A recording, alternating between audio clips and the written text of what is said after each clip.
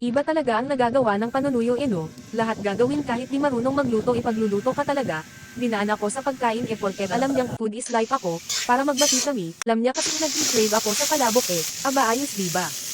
So ayun na nga naggiso lang kami ng bawang at sibuyas tapos sinunod namin yung tokwa.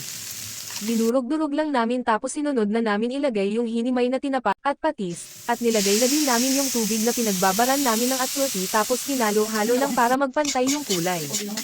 Tapos sinunod namin ilagay yung shrimp cubes para magkaroon naman kahit papano ng lasang hipon. Hahaha. Tapos paminta at yung dinissolved na cornstarch pampalapot ng sauce.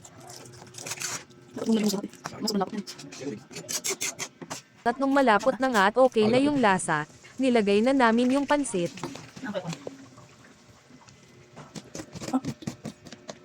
Pagkatapos hinalo-halo ulit para malagyan lahat ng sauce yung pansit. So ayun na nga sinimulan na niyang magluto. Parehas kaming walang alam kasi first time namin parehas tong lulutuin. Basta ginawa na lang namin kung anong alam namin. Hahaha. Sinasabi ko na kagad kasi madaming chef dito sa social media. Hahaha. Feeling. Dapat di mo muna Then hinalo. okay na nilagyan na namin ng chicharon at toppings na itlog at O, kamay mo naman yung mahati.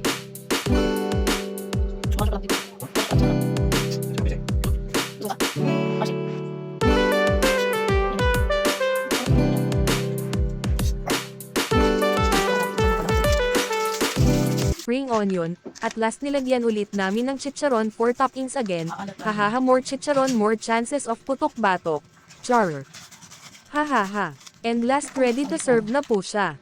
Yun lang guys, thank you for watching. Heart po sa lahat.